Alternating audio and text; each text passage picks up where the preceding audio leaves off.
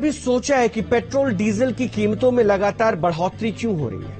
ये hydrocarbon fuel न सिर्फ आपकी जेब पर बहुत भारी पड़ रहे हैं, बल्कि वायु प्रदूषण की वजह बनकर बीमारी भी बांट रहे हैं, आपको और हमको बीमार भी कर रहे हैं। और एक्सपर्ट ये दावा कर रहे हैं कि हाइड्रोकार्बन फ्यूल कुछ वर्षों तक ही उपलब्ध होंगे और हाइड्रोकार्बन के भविष्य को लेकर अनिश्चितता, अनसर्टेनिटी कीमतों में उतार चढ़ाव बढ़ा रहा है।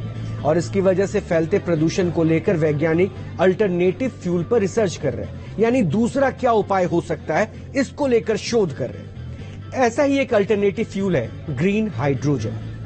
आप में से ज्यादातर लोगों ने स्कूल में पढ़ाई के दौरान लैब में पानी यानी कि H2O को विघटित किया होगा, ये महसूस किया होगा अगर आपने प्रैक्टिकल किया होगा तो। ऑक्सीजन और हाइड्रोजन में बदलने वाले एक्सपेरिमेंट जरूर किया होगा। इसी हाइड्रोजन का इस्तेमाल अब ईंधन के रूप में करने की कोशिश की जा रही है। अब ये समझिए कि आखिर हाइड्रोजन फ्यूल या ग्रीन हाइड्रोजन होता क्या है। दरअसल ग्रीन हाइड्रोजन एनर्जी का सबसे साफ सोर्स है। इसको तैयार करने के दौरान भी प्रदूषण नहीं होता और ग्रीन हाइड्रोजन एनर्जी बनाने के लिए पानी यानी कि H2O से हाइड्रोजन और ऑक्सीजन को अलग किया जाता है। पानी से हाइड्रोजन और ऑक्सीजन को अलग करने की पूरी प्रोसेस यानी प्रक्रिया इलेक्ट्रोलिसिस कहलाती है और इस पूरी प्रक्रिया के बाद जो फ्यूल हासिल होता है उसे ही ग्रीन हाइड्रोजन कहा जाता है, जिसे एक जगह जमा करके ईंधन के रूप में इस्तेमाल किया जाता है। हालांकि इसे भविष्य की तकनीक क्यों कह रहे हैं, इसे जरा समझना बहुत दिलचस्प हो जाएगा, क्योंकि देश की परिवहन सेवाओं को प्रदूषण मुक्त करना और ग्रीन एनर्जी का ज्यादा से ज्यादा इस्तेमाल मोदी सरकार का भी बड़ा मिशन रहा है। आपने कई मंचों से प्रधानमंत्री मोदी को सुना होगा। ग्रीन हाइड्रोजन किस तरह से प्रदूषण मुक्त परिवहन के साथ साथ रोजगार और निवेश के क्षेत्र में भी बड़ी पहल की शुरुआत हो सकती है, इसको समझाने के लिए आपको ये रिपोर्ट देखनी चाहिए।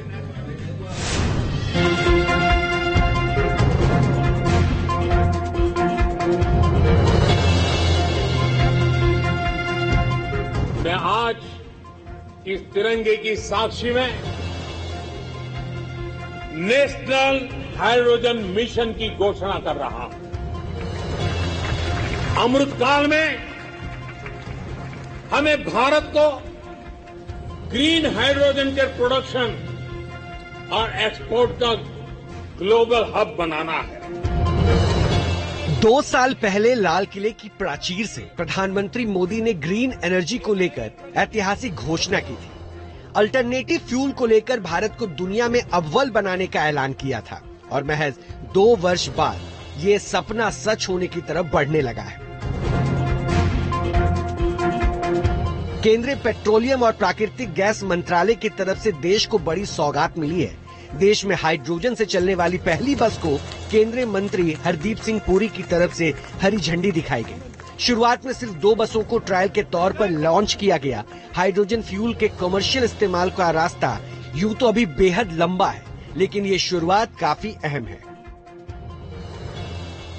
Today already the cost of green hydrogen has come down. अब वायबिलिटी इकोनॉमिक स्केल कब तक बनेगा, ना हमारे कॉलीग सेक्रेटरी और मैं कर सकते हैं, ना कंपनीज कर सकती है। बट एक चीज आप बिल्कुल कॉन्फिडेंस से हम कह सकते हैं और आप you should believe that we are going in the direction of making this. कई साल लगेंगे उसमें, but you have to make a beginning. Green energy से दौड़ने वाली ये बस हाइड्रोजन फ्यूल के 4 सिलेंडर से लैस है। फुल टैंक में ये बस 300 किलोमीटर की दूरी तय कर सकती है। हाइड्रोजन जो है वो सबसे प्योर फ्यूल माना जाता है, ग्रीन हाइड्रोजन, जिसको ऑक्सीजन से अलग करके तैयार किया जाता है। कहा यह जा रहा है कि करीब ऐसी 15 बसें चलाई जाएंगी।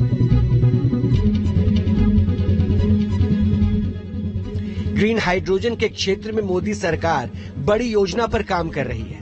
इसी वर्ष 6 फरवरी को बेंगलुरु में आयोजित इंडिया एनर्जी वीक में प्रधानमंत्री मोदी ने नेशनल हाइड्रोजन मिशन को लेकर सरकार की योजना की रूपरेखा को रखा था। इस सेक्टर में 8 लाख करोड़ के निवेश की संभावना को देखते हुए निवेशकों को आमंत्रित किया था। नेशनल ग्रीन हाइड्रोजन मिशन 21वीं सदी के भारत को नई दिशा देगा। इस दशक के अंत तक हम 5 MMTPA ग्रीन हाइड्रोजन के प्रोडक्शन का लक्ष्य लेकर चल रहे हैं। इसमें भी 8 लाख करोड़ रुपए से अधिक के इन्वेस्टमेंट की संभावनाएं हैं। असल में ग्रीन हाइड्रोजन को रिन्यूएबल एनर्जी सोर्स से तैयार किया जाता है। इसके तैयार होने और इस्तेमाल होने में पॉल्यूशन कम होता है, इसलिए इसे लो कार्बन फ्यूल के तौर पर जाना जाता है। दावा किया जा रहा है कि भारत आने वाले 20 वर्षों में दुनिया भर की 25% एनर्जी की डिमांड करने वाला देश बन जाएगा। वर्ष 2050 तक ग्लोबल हाइड्रोजन की डिमांड 4 से 7 गुना बढ़ सकती है। इसके अलावा घरेलू ग्रीन हाइड्रोजन की मांग 28 मीट्रिक टन तक जाने की उम्मीद है। अब सवाल यह है कि हाइड्रोजन फ्यूल या फिर अल्टरनेटिव फ्यूल की जरूरत क्यों है, और इस सवाल के जवाब के लिए आपको अब 2 तस्वीरें देखनी चाहिए जो हम आपके लिए लेकर आ रहे हैं। वायु प्रदूषण का हमारे लंग्स यानी हमारे फेफड़ों पर कितना असर पड़ता है, ये बताने के लिए ये 2 तस्वीरें हैं। मशहूर कार्डियोलॉजिस्ट हैं सर्जन डॉक्टर नरेश त्रेहान। उन्होंने ही ये ट्वीट किया जिसमें पहली तस्वीर हिमाचल प्रदेश के 55 वर्ष के शख्स के फेफड़े की है, लंग्स की।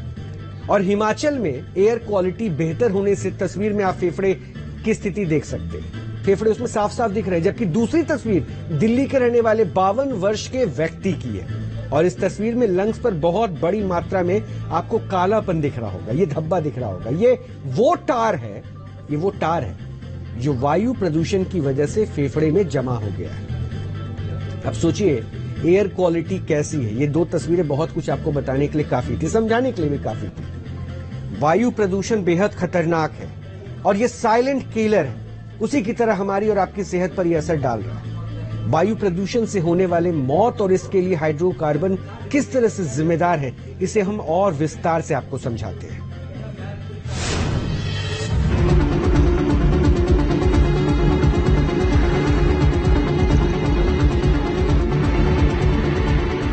देश की राजधानी दिल्ली जल्द ही एक बार फिर इसी दमघोटू धुएं की गिरफ्त में आ सकती है। पंजाब और हरियाणा में फसल कटने के बाद पराली में लगाई गई आग दिल्ली को एक एक सांस के लिए तरसा देती है। हर वर्ष दिल्ली स्मॉग की इसी जाल में फंसती है। पराली और यातायात के निजी और सार्वजनिक साधनों से निकलने वाला धुआं देश की राजधानी को ऐसे जकड़ता है कि एक एक सांस लेना मुश्किल हो जाता है। वायु प्रदूषण से होने वाली मौत पर ग्रीन पीस की रिपोर्ट के मुताबिक वर्ष 2020 में एयर पॉल्यूशन से दिल्ली में 54,000 लोगों की मौत हुई। मुंबई में 25,000 काल के गाल में समा गए। बेंगलुरु में 12,000 और हैदराबाद और चेन्नई में 11,000 लोगों की मौत हुई। वहीं द लैंसेट प्लेनेटरी हेल्थ के रिपोर्ट के मुताबिक वर्ष 2019 में वायु प्रदूषण से भारत में 16.7 लाख लोगों की मौत हुई। जानकारों का दावा है कि दिल्ली में वायु प्रदूषण की बड़ी वजह परिवहन के साधन है। Centre for science and environment यानी कि CSE की एक रिपोर्ट के मुताबिक दिल्ली में यातायात के साधन 51% वायु प्रदूषण के लिए जिम्मेदार हैं। घरों की वजह से दिल्ली में 13% वायु प्रदूषण होता है। वहीं उद्योग की वजह से 12% एयर पॉल्यूशन फैलता है, जबकि दूसरी वजहों से 17% प्रदूषण फैलता है। साफ है कि दिल्ली का दम घोटने में गाड़ियों से निकला धुआं सबसे बड़ी वजह है। ऐसे में जरूरत है कि हाइड्रोकार्बन का इस्तेमाल कम किया जाए और ग्रीन एनर्जी की तरफ बढ़ा जाए। इस कोशिश में हाइड्रोजन फ्यूल अहम किरदार निभा सकता है। निश्चित रूप से अब ये मैन्युफैक्चरिंग भी शुरू होगी, ग्रीन हाइड्रोजन की निर्मित भी होगी, इसके स्टेशन भी होंगे, देश का इंपोर्ट भी बचेगा। इंफॉर्मेशन ट्रेंड के आंकड़ों के मुताबिक वर्ष 2022 में दुनिया भर में 56,000 hydrogen fuel cell passenger vehicle बेचे गए। इनमें सबसे ज्यादा 54% की बिक्री साउथ कोरिया में हुई। अगला नंबर अमेरिका का है, जहां 24% हाइड्रोजन फ्यूल वाली कार बेची गई। जापान में 14% हाइड्रोजन फ्यूल सेल वाली कारों की बिक्री हुई। वहीं यूरोप में 8% हाइड्रोजन फ्यूल वाली कारें बेची गई। हाइड्रोजन को ईंधन के तौर पर इस्तेमाल करने की कोशिश की शुरुआत वर्ष 1841 में एक इंजीनियर जॉनस्टन ने की थी।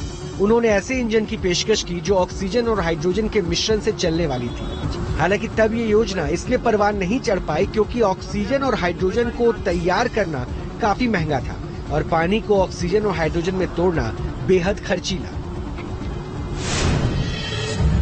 वैसे आपकी जानकारी के लिए आपको ये बता दूं कि भारत में 3 कार कंपनियां hydrogen fuel cell car launch कर चुकी है।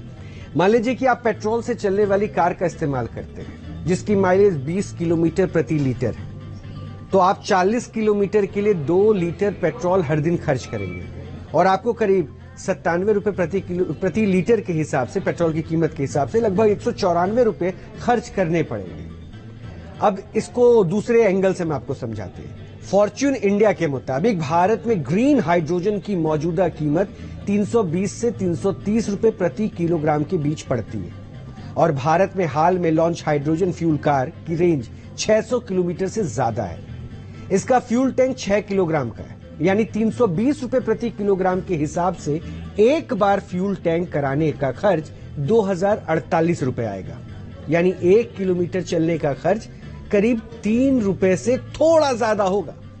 और खास बात यह भी है कि प्रदूषण के असर को भी आप कम कर पाएंगे, यानी जिस प्रकृति को आप बचाना चाहते हैं उस प्रकृति को आप बचा भी पाएंगे।